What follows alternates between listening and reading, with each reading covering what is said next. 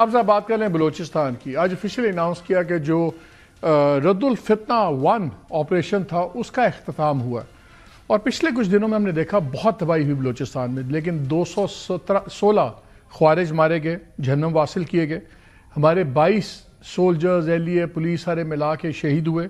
اس کے علاوہ 36 سویلینز بھی شہید ہوئے ان تمام معاملے کے اندر، اس میں عورتیں اور بچے بھی شامل ہیں. ابھی بھی کچھ علاقوں میں ابھی تک ٹربولنس ہے، نوشی کے علاقے میں ابھی تک بھی کلین اپ آپریشن چل رہے ہیں، سب کچھ ہے. میرے ساتھ موجود ہیں شاہد رند صاحب جو special assistant to chief minister Balochistan اور اسپوکس پرسن بھی ہیں. شاہد السلام علیکم. وعلیکم السلام. علیکم. شاید ایک چیز بتائیے، میں آپ کی آج پریسر سن رہا تھا، اس میں ایک بڑا ڈسٹربنگ کویشچن آیا جب ایک سوال کیا ایک جرنلسٹ نے، وہ بھی سینئر جرنلسٹ ہیں وہاں کے.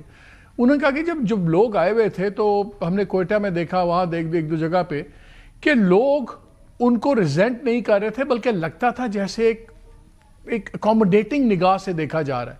اور یہ ہم پہلے بھی سنتے ہیں کہ ایک سارٹ آف ڈسکنیکٹ نظر آتا ہے. ہم جنگ تو جیت رہے ہیں، ہم بہت بڑے جو انڈیا اور دوسرے لوگ فنانس کر رہے ہیں، ہم نے ان ٹیررسٹ کا خاتمہ کر رہا ہے، دوست شہادتیں دے رہے ہیں، لیکن کیا battle of minds and hearts, یہ جو اتنا سوال تھا، آپ نے کہا یہ آپ کی رائے ہے، میں اس پہ جواب نہیں دوں گا، اس میں وزن تو ہے، یہ کیوں ہے؟ کیا واقعی ایک ڈسکنیکٹ ہے لوگوں کا اور جو پولیٹیکل لیڈرشپ ہے؟ مالک صاحب thank you for having me in your show, اور بہت ہی امپورٹنٹ آپ کا یہ کوشچن ہے. مالک صاحب دیکھیں، بعض اوقات ہم اور آپ دیکھتے ہیں کہ کچھ جگہوں پہ کوئی ایک ایسی تصویر آتی ہے جو تصویر جو ہے نا بہت سے ذہنوں پہ اثر کرتی ہے، لیکن اگر اس کی آپ پوری کہانی کو ڈگ آؤٹ کرتے ہیں تو بعض اوقات جو تصویر میں نظر آ رہا ہوتا ہے کہانی اس سے مختلف ہوتی ہے. ایک چھوٹی سی مثال، کسی جگہ پہ کچھ ایسے ویژولز آئے ہوں گے کہ جس میں آپ کو لگے یا اس صحافی کو یہ لگے کہ وہ بہت ہی ویلکمنگ بیہیویئر ہے. دیکھیں ایک چیز یاد رکھیں کہ بندوق جو ہے اس کا خوف سب سے بڑا ہوتا ہے، اور ہمارے پاس جو رسپونڈ کرنے کا معاملہ ہے، ہمیشہ ہم سے یہ سوال کیا جاتا ہے کہ جی وہ لوگوں میں آتے ہیں، آپ کا رسپانس تاخیر کا شکار ہوتا ہے.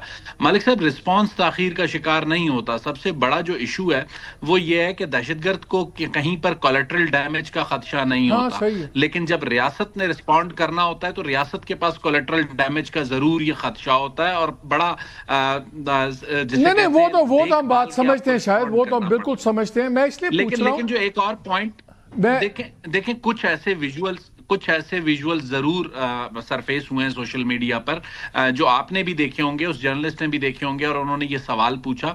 لیکن اگر میں آپ سے یہی سوال میں چونکہ اس پریس کانفرنس میں ڈیبیٹ نہیں کرنا چاہ رہا تھا، کیونکہ پریس کانفرنس میں آپ نے اسٹریٹ فارورڈ جواب دینے ہوتے ہیں، ڈیبیٹ کی پاسبلٹی نہیں ہوتی.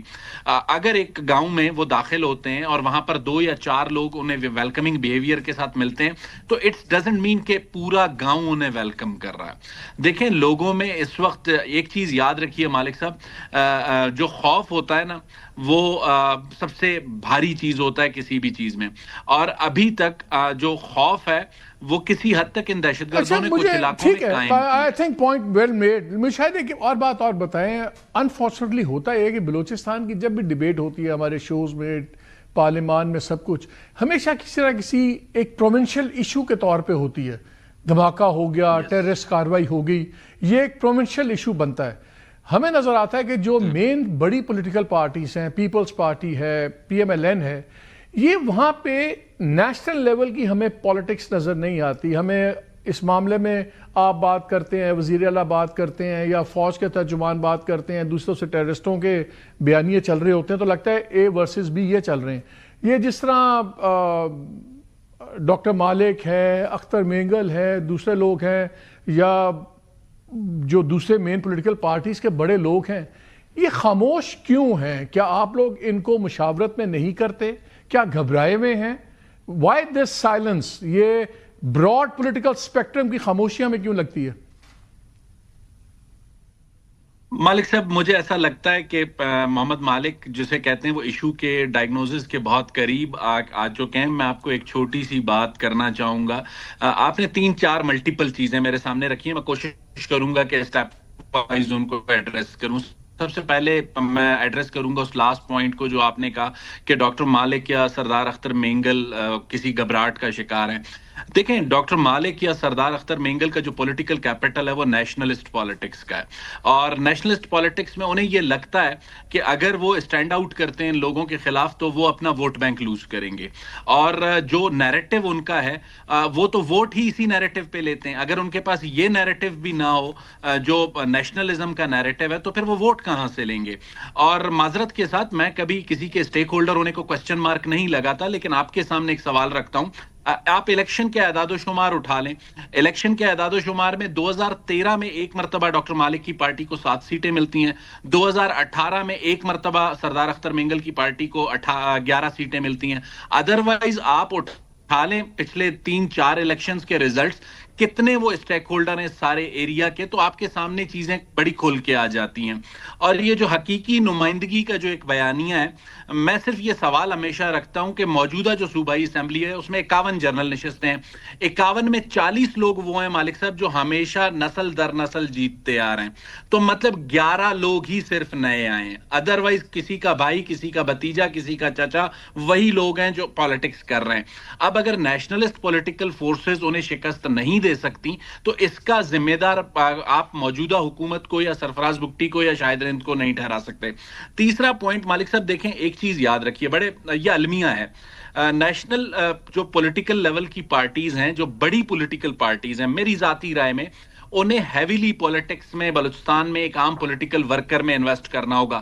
ابھی تک مجھے یہ فیل ہوتا ہے کہ وہ انویسٹمنٹ مجھے نظر نہیں آتی ہے. دوسری بات مالک صاحب، میڈیا میں بھی آج جب میں آپ سے بیٹھ کے بات کر رہا ہوں، اگر بلوچستان میں یہ 3 دن پہلے جو دہشت گردی کے واقعات نہ ہوتے تو بیک ٹو بیک میں اور سرفراز بگٹی مالک صاحب کے شو میں یا دیگر پرائم ٹائم شوز میں آپ کو کیا اپیئر ہوتے ہوئے نظر آتے.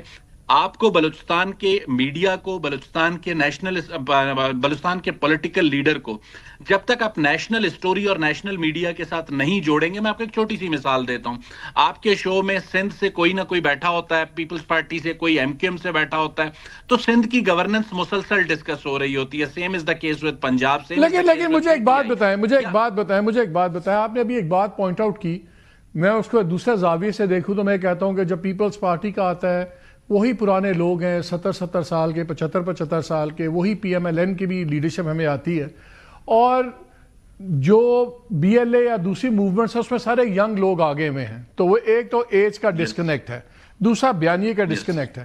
لیکن جب آپ کی بھی میں گورنمنٹ دیکھتا ہوں تو آپ کے وزراء میں مجھے کوئی نوجوان نظر نہیں آ رہے، مجھے آپ کے بھی اسی ایج گروپ کے لوگ نظر آ رہے ہیں. تو آپ بھی تو نہیں اپنی حرکتیں بدل رہے نا، آپ بھی تو اسی ڈگر پہ چل رہے ہیں، وہی پرانے سردار، وہی پرانے جو 6 دفعہ جن کے الیکشنز ہیں، وہی خاندان جن کا اسٹرینگل ہولڈ ہے. تو مولڈ آپ نے بھی تو نہیں توڑا، آپ نے کون سا کوئی کام نیا کیا؟ مالک صاحب آپ چاہ رہے ہیں کہ میں آل اینڈ آؤٹ کھیلوں، اور میں چلیں آل اینڈ آؤٹ کھیلتا ہوں. صورتحال یہ ہے کہ چیف منسٹر بلوچستان سرفراز بگٹی ایک اتحادی گورنمنٹ کو لیڈ کرتے ہیں، اور پاکستان پیپلز پارٹی ہو، پاکستان مسلم لیگ نون ہو، انہوں نے یہ فیصلہ کرنا ہے کہ ان کی جماعت سے کون الیکشن لڑے گا. یہ فیصلہ نہ تو میں کر سکتا تھا، نہ سرفراز بگٹی جو ہے چیف منسٹر بننے کے بعد کر سکتے تھے، کیونکہ پہلے کے فیصلے ہیں.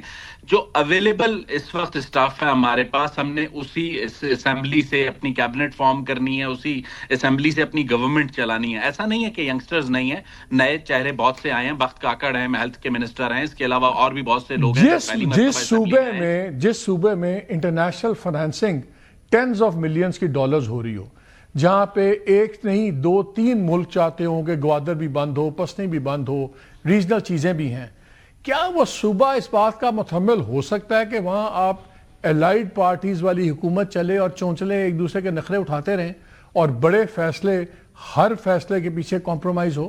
کیا یہ الائیڈ پارٹنرشپس چل سکتی ہیں ایسے حالات میں؟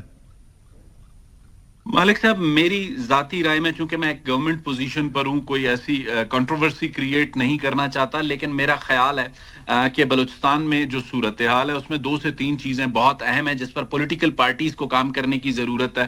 اور میں چاہوں گا کہ آپ جیسے سینئر لوگ اس پہ ضرور بات کریں اور پولیٹیکل پارٹیز کو قائل کریں کہ وہ ہیویلی پولیٹیکلی انویسٹ کریں صوبے میں، صوبے کے نوجوان میں.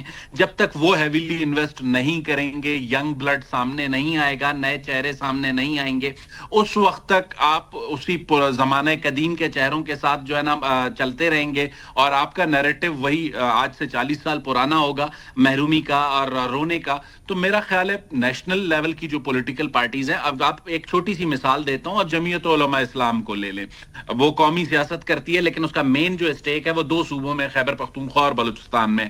تو بلوچستان سے ان کے اچھے چہرے ہمیں نظر آتے ہیں, کامران مرتضیٰ کی صورت میں, حافظ حمداللہ کی صورت میں, وہ اچھے لوگ ہیں, ٹی وی پہ بیٹھتے ہیں, بولتے ہیں. میرا خیال ہے Pakistan Peoples Party P M L N اور جو دیگر نیشنل لیول کی پارٹی ہے, ایون پاکستان تحریک انصاف, انہیں چاہیے کہ وہ چند سلیکٹڈ چیزوں سے نکل کر اب تھوڑا سا بلوچستان کے نوجوان پر انویسٹ کریں تو یہ بہت زیادہ بہتر ہوگا. اور میری ذاتی رائے میں اس میں کوئی مذائقہ نہیں ہے, بلوچستان کا نوجوان بھی اتنا ہی پوٹینشیل ہے جتنا کہ سندھ یا کراچی یا اسلام آباد کا نوجوان یا لاہور کا ہے.